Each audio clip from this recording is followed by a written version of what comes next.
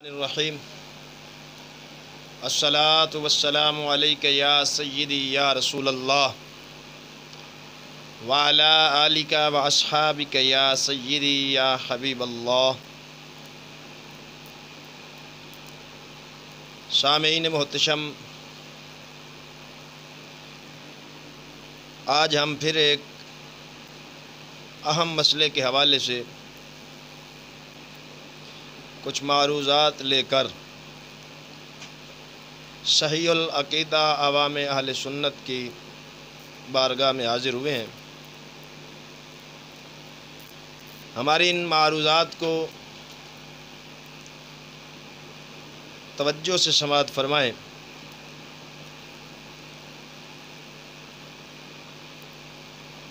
چند دن قبل کچھ رافضی مولویوں نے ایک پریس کانفرنس کی، جس میں سر عام خرافات بکے گئے، خلافت راشدہ کا انکار کیا گیا، امام الانبیاء علیہ الصلاۃ والتسلیم کی 3 بیٹیوں کا انکار کیا گیا، صحابہ کرام رضوان اللہ علیہم اجمعین کی توہین کی گئی، ام المومنین سیدہ طیبہ عائشہ صدیقہ سلام اللہ تعالی علیہا ان کی توہین کی، اور سیدنا امیر معاویہ رضی اللہ تعالی عنہ ان کے خلاف بھی بکا گیا۔ ان رافضی مولویوں نے پریس کانفرنس اس حوالے سے کی، اسمبلی میں، پنجاب اسمبلی میں کوئی تحفظ اسلام کے نام سے بل پیش ہوا، اور یہ بھی ایک عجیب معاملہ ہے کہ جو اسمبلی خود اسلام کی قاتل ہے، اس اسلام کی قاتل اسمبلی میں تحفظ اسلام کا بل پیش کیا جا رہا ہے۔ بہرحال جب وہ بل پیش کیا گیا تو اس کے جواب میں رافضی مولانوں نے پریس کانفرنس کی، جس میں یہ خرافات بکے گئے، اور بے ضمیری اس حد تک ہے کہ بڑے بڑے پیروں کے آستانوں پر چند دن قبل بڑے زور و شور سے کانفرنسز ہو رہی تھیں کہ سیدہ طیبہ طاہرہ آمنہ زاہدہ عالمہ فاضلہ لخت جگر رسول صلی اللہ تعالی علیہ وآلہ وسلم حضرت سیدہ فاطمہ الزہراء سلام اللہ تعالی علیہا کی گستاخی ہو گئی جی۔ حالانکہ وہ سارا ڈرامہ تھا، نہ وہ گستاخی تھی نہ بے ادبی تھی، بلکہ بے ادبی کا شائبہ تک نہیں تھا۔ اور میں حیران ہوا کہ جو پیر بڑی بڑی گستاخیاں ہضم کر گئے، نہیں بولے، اس گستاخ حکومت کی سپورٹ کرتے رہے، اپنے مریدوں کو کہتے رہے کہ ان کو ووٹ دو، ان پیروں کو اچانک گستاخی کیسے یاد آ گئی اور انہوں نے کانفرنسز کرنی شروع کر دیں اور فتوی کفر صادر کرنے شروع کر دی۔ ہم پہلے دن سے یہ کہہ رہے تھے کہ اس کے پیچھے بہت بڑی سازش ہے، کیونکہ گدی نشین جس تحریک کو چلائیں وہ تحریک کوئی دینی نہیں ہو سکتی۔ اگر یہ اتنے عاشق رسول ہوتے تو جب غازی ملت ملک ممتاز قادری شہید رحمہ اللہ کو رات کے اندھیرے میں شہید کر دیا گیا تو یہ پیر اس وقت باہر نکلتے کہ ہمارے نبی کی گستاخی کرنے والے کو جس نے واصل جہنم کیا، اس عاشق رسول کو کیوں پھانسی لگایا گیا، کیوں شہید کیا گیا۔ تو یہ بیچارے نہیں بولے اس وقت. آسیہ ملعونہ رہا ہوئی، یہ خاموش رہے. تو کیا اللہ تعالیٰ نے عوام اہل سنت کو اتنا شعور نہیں دیا کہ کم از کم وہ اتنا تو سوچ لیتے کہ امام الانبیاء صلی اللہ علیہ وآلہ وسلم کی ذات سے کائنات میں بڑی ذات کون ہے؟ جب ان کی صریحاً گستاخیوں پر یہ گدی نشین خاموش رہے تو اب کون سا پہاڑ ٹوٹ پڑا کہ انہوں نے کانفرنس سے شروع کر دی اور فتوے کفر کے دینے شروع کر دی اور گالی گلوچ شروع کر دیا.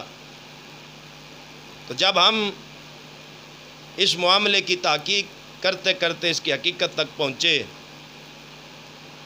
تو واضح پتہ چل گیا کہ یہ کسی کے اشارے پر سارا ڈرامہ رچایا گیا اور عوام کی آنکھوں میں دھول جھونکی گئی. ذاتی عداوت، حسد کی بنیاد پر اور کچھ غیر ملکی ایجنسیوں کے اشاروں پر ان لوگوں نے یہ سارا ڈرامہ کیا، گستاخی کا شور مچایا. کچھ نام نہاد خطیب بھی اس میں شامل تھے، نعت خون بھی شامل تھے، جاہل نقیب بھی شامل تھے. بہرحال ایک اہل سنت کے عظیم عالم دین کے خلاف گھراؤ تنگ کر کے سارا ڈرامہ رچایا گیا اور ان کو گرفتار کروا کے راستے سے ہٹانے کی کوشش کی گئی. اب اس کی آپ یہ دلیل دیکھیں کہ وہ نارووال میں جو فتویٰ دیا گیا تھا، آہستہ آہستہ کر کے کچھ لوگوں نے اس فتوے سے یو ٹرن لے لیا. فیصل آباد کے سعید اسد صاحب کی کال سوشل میڈیا پر وائرل ہے، جس میں وہ کہہ رہے ہیں کہ میں تو نہ جلالی صاحب کو اہل سنت و جماعت سے خارج سمجھتا ہوں، نہ کافر سمجھتا ہوں، میرا تو بس اتنا سا اختلاف ہے کہ الفاظ مناسب نہیں تھے.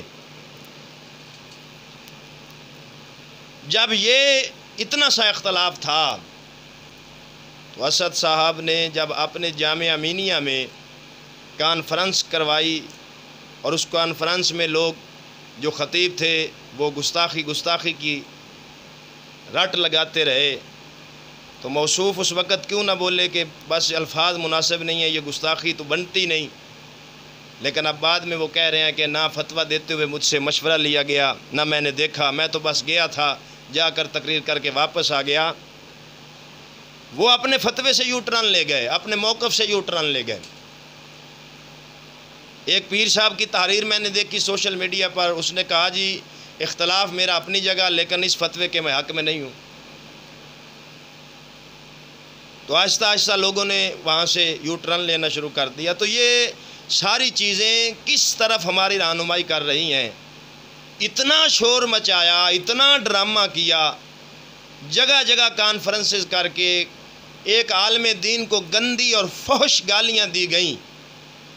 بعد میں انہی میں سے کچھ لوگوں نے یو ٹرن لے لیا اور واضح کہہ دیا کہ ہم تو نہ انہیں اہل سنت سے خارج سمجھتے ہیں، نہ دائرہ اسلام سے خارج سمجھتے ہیں. تو بھائی جب یہ اتنا بڑا مسئلہ ہی نہیں تھا تو اتنا شور مچانے کی وجہ کیا تھی؟ اور وہ پیر جو کبھی بولے ہی نہیں، شریعت کی وہ خود دھجیاں اڑاتے ہیں، ان پر کبھی ان کے ماتھے پر شکن نہ آیا، آج وہ پیر اتنے کیوں اچھل کود رہے تھے اور کیوں شور مچا رہے تھے؟ تو میرے بھائی ان سارے معاملات سے یہ صاف سمجھ آتی ہے کہ جہاں پر نہ گستاخی تھی نہ بے ادبی تھی، وہاں اتنا شور مچایا گیا اور جو رافضی لونڈوں نے سر عام خلافت راشدہ کا انکار کیا اور انہوں نے کہا ہم صحابہ کرام کے ساتھ رضی اللہ عنہم نہیں لگائیں گے، ہم حضور کی 3 بیٹیوں کو نہیں مانتے، وہاں پر نہ کانفرنسز ہو رہی ہیں، نہ کوئی بیان بازی ہو رہی ہے، نہ تحریک کوئی چلائی گئی. تو یہ ساری چیزیں کس چیز کی نشاندہی کر رہی ہیں؟ کیا ان رافضی لونڈوں کی یہ بکواسات ان پیروں کے نظر میں گستاخی نہیں، بے ادبی نہیں؟ اگر یہ گستاخی ہے تو جتنا زور اہل سنت کے عالم دین کے خلاف لگایا گیا اس سے ایک حصہ بھی اس پورے مکمل طاقت سے ایک حصہ بھی ان رافضیوں کے خلاف کیوں نہ استعمال کیا گیا؟ وہاں پر صرف ایک پریس کانفرنس کر دی، صحابہ کرام اور اہل بیت کے گستاخوں کو روکو، اور ایک پیر کا میں نے بیان سنا، ہم مخلص شیعہ کو یہ مشورہ دیتے ہیں۔ میں نے کہا افسوس ہے، جیسے جیسے تو بوڑھا ہوا تیری عقل بھی بوڑھی ہو گئی، ساری زندگی جن کو تو لعنتی کہتا رہا، جن کو تو اسلام سے خارج کہتا رہا، آج وہ تیری نظر میں مخلص بھی ہیں، اور تو مخلص شیعوں کو مشورہ بھی دے رہا ہے، بد مذہب کو مشورہ دے رہا ہے، اور عالم دین کو گندی گالیاں دے رہا ہے۔ حضرت یہ اتنا فرق کیوں ہے؟ کیا ان سے بڑا گستاخ تھا وہ جسے تو نے گندی گالیاں دی؟ اہل سنت کے عالم کو گالیاں، اور بد مذہب جو سر عام صحابہ کرام کی توہین کر رہے ہیں ان کو تو مشورہ دے رہا ہے۔ تو یہ تو صاف ظاہر کرتا ہے کہ قبلہ جی کو ایران کا یا تو مال ملا ہے اور ضمیر فروش ہو گئے ہیں، اہل سنت کو اٹھا کر روافض کی گود میں ڈال دیا گیا ہے۔ اور الحمدللہ یہ سن لیں، جب تک اعلیٰ حضرت کے صحیح العقیدہ غلام موجود ہیں، ہم چند ان پیشہ ور خطیبوں اور چند لنگری پیروں کو سواد اعظم اہل سنت و جماعت کو ہائی جیک نہیں کرنے دیں گے۔ ہم برملا اہل سنت و جماعت کا عقیدہ بیان کریں گے اور لوگوں تک پہنچائیں گے۔ باقی ہدایت میرے اللہ تعالیٰ کے ہاتھ میں ہے، وہ جس کو چاہے ہدایت دے، جس کو چاہے نہ دے۔ تو یہ تو میں نے تمہیدی گفتگو کی۔ اب میں اس شیعے کی جو پریس کانفرنس میں خرافات بکے گئے ہیں ان کی طرف آتا ہوں۔ پہلی چیز جو میں نے اس کی ویڈیو سے نوٹ کی ہے، اس کا خلاصہ یہ کہتا ہے ہمارے مسلک کی پہچان، شیعہ رافضی ملا کہہ رہا ہے کہ ہمارے مسلک کی پہچان اس بنیاد کے اوپر ہے کہ ہم مسئلہ امامت پر یقین رکھتے ہیں۔ اب مسئلہ امامت کیا ہے؟ یہ نہ تو مسئلہ عقیدہ امامت امام الانبیاء نے دیا، نہ صحابہ کرام نے دیا، اور عقیدہ امامت جو جس طرح یہ روافض مانتے ہیں، امام کو معصوم ماننا، نبی کی طرح با اختیار ماننا،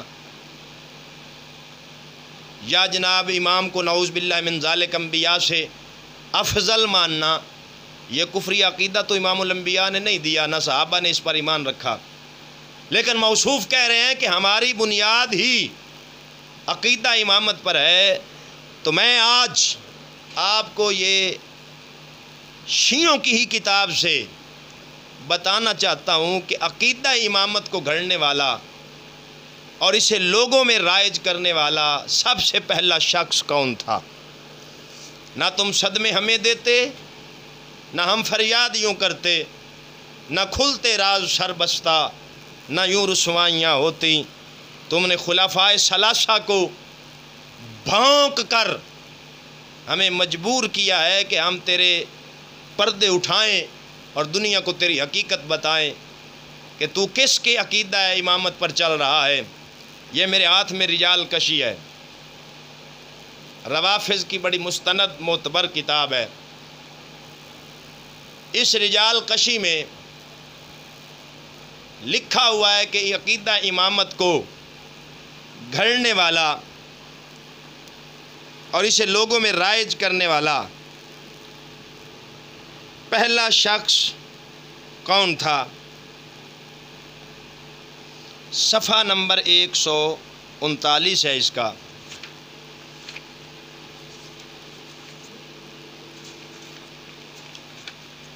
سامعین محترم،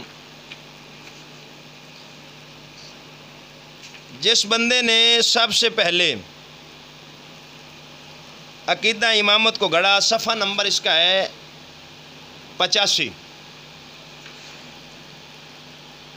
الکشی یعنی یہ کتاب کا مصنف کشی کہتا ہے وَذَكَرَ بَعْضُ أَهْلِ الْعِلْمِ أَنَّ عَبْدَ اللَّهِ ابْنَ سَبَا كَانَ يَهُودِيًا فَأَسْلَمَ وَوَالِي عَلِيًّا وَكَانَ يَقُولُ وَهُوَ عَلَى يَهُودِيَّتِهِ فِي يُوشَعَ بن نون ووصی موسیٰ بالغلو فقال فی اسلامہ بعد وفات رسول اللہ صلی اللہ علیہ وسلم فی علی مثل ذالک وکان اول من اشہر القول بفرض امامہ. کہتا ہے امامت کا قول یعنی امامت کے عقیدے کی فرضیت کا قول بیان کرنے والا پہلا شخص عبداللہ ابن سبا یہودی ہے. یہ خود تمہارا شیعہ لکھ رہا ہے. کہتا ہے عقیدہ امامت کو رواج دینے والا، اس کی فرضیت کا قول کرنے والا امام الانبیاء نہیں ہے، اہل بیت کا کوئی فرد نہیں ہے، صحابہ کرام میں سے کوئی نہیں ہے. خود شیعہ کہہ رہا ہے ایک یہودی النسل ہے جس کا نام عبداللہ ابن سبا یہودی ہے، اور کہتا ہے وَأَظْهَرَ الْبَرَاءَةِ مِنْ أَعْدَائِهِ، یعنی حضرت علی کے دشمنوں سے، یعنی نعوذ باللہ من ذالک، جو ان کی نظر میں دشمن ہیں وہ کون ہیں؟ خلفائے ثلاثہ ہیں. ان سے برات کا اظہار کرنے والا بھی یہ عبداللہ ابن سبا یہودی ہے، مسلمان نہیں ہے، جس نے منافقت کے ساتھ کلمہ پڑھا اور مسلمانوں میں گھس گیا اور اس عقیدہ امامت کو ترویج دیا، صحابہ کرام کی گستاخیاں کی. کہتا ہے وَقَاشِفْ مخالفیہ وَقَفَّرْهُمْ فمن ہنا قال من خالف الشیعۃ ان اصل التشیع والرفق ماخوذ من الیہودیہ. کہتا ہے یہ جو عقیدہ اس نے گڑھا ہے، اسی لیے ہمارے مخالف یہ کہتے ہیں کہ شیعہ مذہب یہودیت کی اصل ہے. یہ لوگ رجال کشی تمہارے اپنے گھر کی کتاب ہے، پریس کانفرنس میں صحابہ کرام کو بھونکنے والے اپنے گھر کی کتاب کی خبر لے. تیری لائن کہاں سے چل رہی ہے؟ تجھے ہدایات کہاں سے آ رہی ہیں؟ اور تیرے مذہب کا بانی مبانی کون ہے؟ یہ خود تیرے محدث نے لکھ دیا ہے. تو عزیزان گرامی، یہ اس کے پہلے مسئلہ امامت پر میں نے کیا. باقی اس عبداللہ ابن سبا کی حالات اور اس کے کرتوت اور عقیدہ ہماری کتاب البدایہ والنہایہ، تاریخ طبری، الکامل ابن اسیر جزری میں تفصیل کے ساتھ ذکر ہے. جس بندے نے اس کی مکمل تفصیل پڑھنی ہو وہ ان کتب کی طرف رجوع کر سکتا ہے. دوسرا کہتا ہے کہ جو اہل بیت کے مقابلے میں آئے ہم اس کو قبول کرنے کے لیے تیار نہیں ہیں. اعانت نہیں کرتے لیکن انہیں مانتے نہیں، ان کو قبول کر. یہاں اس کی مراد ہے حضرت ام المومنین سیدہ عائشہ صدیقہ سلام اللہ تعالی علیہا اور حضرت امیر معاویہ اور طلحہ اور زبیر جو عشرہ مبشرہ میں ہیں، یہ ان کی بات کر رہا ہے. کہتا ہے ہمارے نزدیک امیر معاویہ، اس نے امیر المومنین کے ساتھ جنگ کی ہے، ہم اس کے ساتھ رضی اللہ لکھنے کے لیے تیار نہیں ہیں. ہمیں مجبور کیا جا رہا ہے کہ اس کے ساتھ رضی اللہ تعالی عنہ لکھو. ہم کیوں لکھیں؟ ہماری کتب میں نہیں لکھا جاتا. تو یہاں پر میں شیعہ کو کہوں گا کہ تم امیر معاویہ کے ساتھ رضی اللہ تعالی عنہ لکھنے کو تیار نہیں ہو، تمہیں مجبور کیا جا رہا ہے لکھو. ہم تمہیں مسلمان ماننے کے لیے تیار نہیں ہیں. ہمیں کیوں مجبور کیا جاتا ہے کہ تمہیں مسلمان مانے؟ جو خلافت ثلاثہ کا انکار کرے ہمارے نزدیک وہ دارہ اسلام سے خارج ہے. تو ہمیں کیوں مجبور کیا جاتا ہے کہ ہمیں تمہیں مسلمان مانے؟ ہم نہیں مانتے تمہیں مسلمان. اور جن کو رضی اللہ تعالی عنہ قرآن کہے، تیری کیا اوقات ہے لچر کہ تو اس کو رضی اللہ تعالی عنہ نہ کہے؟ تو مانے یا نہ مانے، وہ رضی اللہ تعالی عنہ تھے، ہیں اور رہیں گے. اور خود مولا علی سرکار نے امیر معاویہ کے بارے میں کیا کہا؟ اگر اپنی کتب تو پڑھ لیتا تو اتنی بکواس نہ کرتا. یہ میرے ہاتھ میں نہج البلاغہ ہے جس میں حضرت مولا علی کے خطوط لکھے ہیں کچھ. یہ مترجم ہے نہج البلاغہ. اس کا صفحہ نمبر 597 ہے.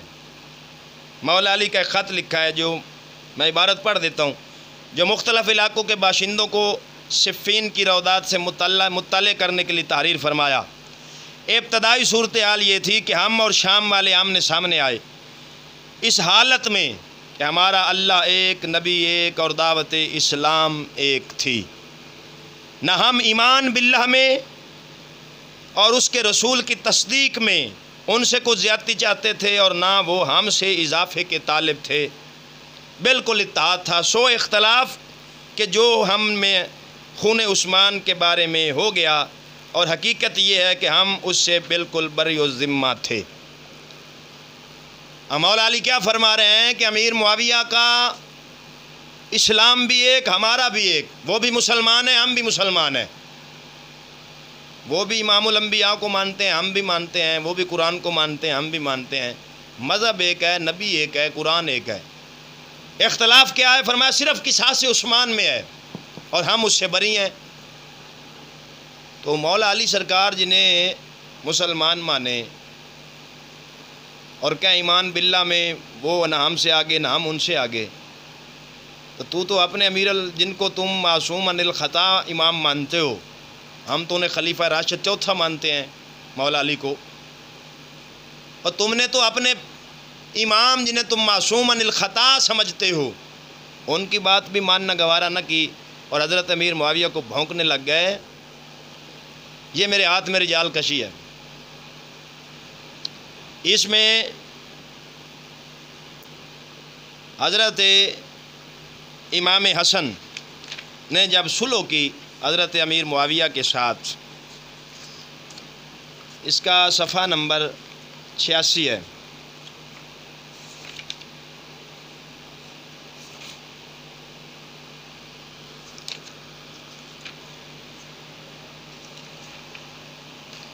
اس میں واضح لکھا ہے کہ حضرت امیر معاویہ سرکار کی بیعت کی ہے امام حسن و حسین نے، اور امام حسن نے جب بیعت کی تو حضرت ایک قیس سے قیس حضرت امام حسین کے دوست تھے، وہ انہوں نے کہا اشارے سے، آنکھ کے اشارے سے امام حسین کو بیعت کرنی چاہیے یا نہیں؟ تو حضرت امام حسین نے فرمایا اٹھ بیعت کر قیس، حسن میرا بھائی ہی نہیں بلکہ میرا امام بھی ہے، جب ہمارے امام نے بیعت کر لی تو ہم پیچھے کیوں رہیں؟ علی کا شہزادہ جس کے ساتھ جس کی بیعت کرے اور حکومت اس کے سپرد کرے، تم کتے کون ہو ان کو بکواس کرنے والے؟ تم زیادہ وکیل ہو مولا علی کے یا بیٹا ہے؟ بیٹا تو باپ سے لڑنے والے کے ساتھ صلح کر رہا ہے، اور 1400 سال بعد ایک یہودی کے بنائے ہوئے مذہب کے کچھ ٹھیکیدار اہل بیت کے ٹھیکیدار بن گئے، اور لوگوں صحابہ اکرام جو بنیاد ہیں اسلام کی، جنہوں نے جنگیں کر کے دنیا کائنات تک اسلام کا پیغام پہنچایا، انہیں تم کافر قرار دے رہے ہو؟ ہمارے نزدیک تم کافر ہو۔ قرآن انہیں کہتا اولئک ھم الراشدون، وہ سب ہدایت والے ہیں۔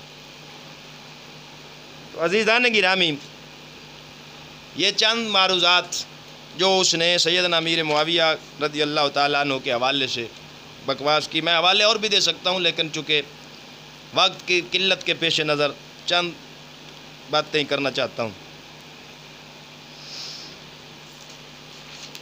آگے اس نے گفتگو کرتے ہوئے کہا کہ ہم حضور علیہ السلام کی 4 بیٹیوں کو نہیں مانتے، 3 کو نہیں مانتے، ہم صرف 1 کو مانتے ہیں۔ یہ صریحاً قرآن کا بھی انکار ہے۔ اللہ رب العالمین نے قرآن مقدس میں فرمایا یا ایھا النبی قل لازواجک و بناتک، اے نبی فرما دو اپنی بیویوں سے، و بناتک اور اپنی بیٹیوں سے۔ یہاں بنتن کا لفظ نہیں آیا، بنتن ہوتا تو ایک تھی، یہاں بنات آیا ہے، اور بنات جمع کا صیغہ ہے، کم از کم 3 اور 3 سے زیادہ پر اطلاق ہوتا ہے اس کا۔ اب یہاں پر بھی ایک عجیب پیش کرتے ہیں جناب کہ وہ جو جمع کا صیغہ اس لیے بیان ہو گیا، وہ سیدہ خاتون جنت کی عظمت کے لیے جمع کا صیغہ اللہ تعالیٰ نے بولا ہے، ورنہ وہاں بیٹی تو ایک ہی تھی۔ تو یہ افسوس ہے، یہ قانون بھی تمہارا ساتھ نہیں دیتا وہ اس طرح کہ لفظ بنات کا لفظ ازواج پر بطور واو عطف کے ڈالا گیا ہے، اور جو حکم معطوف کا ہو اور وہی معطوف علیہ کا ہوتا ہے۔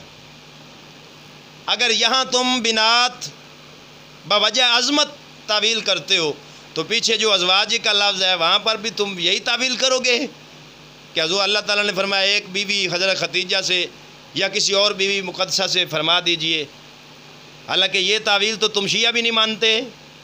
حضور کی متعدد ازواج کو تو تم بھی مانتے ہو، چاہے توہین اور بے ادبی کرتے ہو۔ تو جیسے یہ تعویل لفظ ازواج پر باطل ہے، اسی طرح یہ تعویل تمہاری لفظ بنات پر بھی باطل ہے۔ تو بنات کا لفظ یہ بتا رہا ہے کہ حضور علیہ السلام کی متعدد بیٹیاں سی، اور تاریخ میں شیعہ سنی معتبر کتب میں 4 کا ذکر ہے، اور یہی ترجمہ تمہارے اس تفسیر کمی کا ترجمہ کرنے والے مترجم نے کیا۔ اس کی جلد نمبر 3 ہے مترجم کی، تفسیر کمی مترجم جلد نمبر 3۔ اس میں اسی آیت سورۃ الاحزاب کی اس آیت کا ترجمہ کرتے ہوئے شیعہ مترجم کہتا ہے، یا ایھا النبی قل لازواجک وبناتک ونساء المؤمنین، اے رسول آپ اپنی بیویوں اور بیٹیوں اور مومنین کی عورتوں سے کہہ دیجئے۔ یہاں پر اس نے بیٹیوں ترجمہ کیا ہے۔ اب یہ میرے ہاتھ میں تمہارے ایک ملا جو گزرا ہے، اصول اربعہ میں سے ملا یحذر الفقیہ کا مصنف بھی ہے، اس کی کتاب ہے الخصال، خصال کے نام سے اس کا ترجمہ ہوا ہے، شیخ صدوق اسے تم کہتے ہو۔ ویسے میں نے اس کا نام شیخ صندوق رکھا ہوا ہے، کیونکہ جو صحابہ کرام کو بھونکے وہ ہمارے نزدیک قابل احترام نہیں ہے، لیکن صرف تمہیں آئینہ دکھانے کے لیے یہ میں حوالہ دے رہا ہوں۔ یہ تمہارا شیخ صدوق کہتا ہے، کیونکہ صدوق تو بہت سچے بندے کو کہتے ہیں نا، اس لیے اس کا نام صندوق ہے۔ کہتا ہے امام جعفر الصادق فرماتے ہیں، حضرت ختیجہ سے رسول خدا کی 6 اولاد تھیں، قاسم، طاہر کہ ان کا نام عبداللہ تھا، ام کلثوم، رقیہ، زینب اور فاطمہ۔ یہ 4 بیٹیاں حضور علیہ السلام کی۔ اصول اربعہ میں سے جو ملا یحذر الفقیہ کا مصنف ہے، اس نے حضور علیہ السلام کی 4 بیٹیاں باروایت امام جعفر صادق کے مانی ہیں، اور اس مترجم کتاب کا صفحہ ہے 196۔ مجھے چونکہ واٹس ایپ پر میسج بھی آئے تھے کہ آپ صفحہ بھی ساتھ بتا دیا کریں تاکہ پھر ہمارے لیے آسانی ہو جاتی ہے، تو اس لیے میں نے صفحہ بھی آپ کو بتا دیا۔ شیعہ مذہب کی سب سے بڑی کتاب اصول کافی، جس کے بارے میں انہوں نے کہا ہے کہ امام مہدی کہتے ہیں کہ میرے شیعوں کے لیے یہ کتاب ہی کافی ہے۔ محمد بن یعقوب القلینی، اس کی جلد ہے 3، الشافی ترجمہ اصول کافی، جلد نمبر 3 ہے، صفحہ نمبر اس کا 20 ہے۔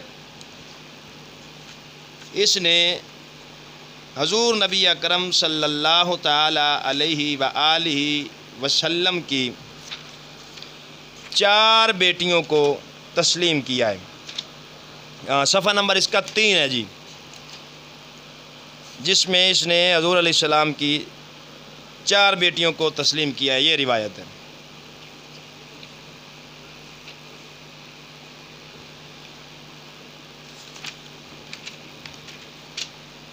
جی کہتا ہے وَعِشْرِينَ سَنَةً فَوُلِدَ لَهُ مِنْهَا قَبْلَ مَبْعَثِهِ صلی اللہ علیہ وآلہ وسلم القاسم ورقیۃ وزینب وام کلثوم، وولد له بعد المبعث الطیب والطاہر فاطمۃ علیہ السلام۔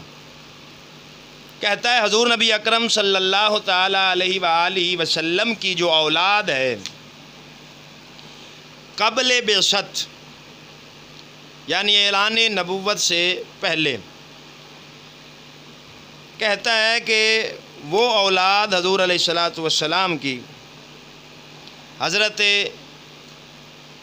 رقیہ، ام کلثوم، طیب و طاہر اور حضرت زینب یہ بطن ختیجہ سے ہوئیں، اور حضرت فاطمہ اور عبداللہ یہ بعد بعثت رسول یعنی اعلان نبوت کے بعد یہ ہوا۔ یہ تمہارا کلینی کہہ رہا ہے، یعنی اس میں بھی حضور علیہ السلام کی 4 بیٹیوں کو تسلیم کیا گیا۔ یہ میرے ہاتھ میں منتہی الاعمال ہے، اس کا ترجمہ احسن المقال کے نام سے کیا گیا، شیخ عباس قمی کی۔ اس میں بھی حضرت صلی اللہ علیہ وآلہ وسلم کی اولاد کو ذکر کیا گیا۔ جلد اول ہے اس کی، صفحہ نمبر 150 ہے۔ قرب الاسناد ایک شیعوں کی کتاب ہے، اس کے حوالے سے اس نے لکھا، کہتا ہے قرب الاسناد میں حضرت صادق سے روایت ہے کہ رسول خدا کے لیے جناب ختیجہ سے طاہر، قاسم، فاطمہ، ام کلثوم، رقیہ، زینب پیدا ہوئے، اور آپ نے فاطمہ کی شادی امیر المومنین سے اور زینب کی ابو العاص بن ربیع سے جو بنی امیہ میں سے تھا، اور ام کلثوم کی عثمان بن عفان سے کی، اور وہ عثمان کے گھر جانے سے پہلے رحمت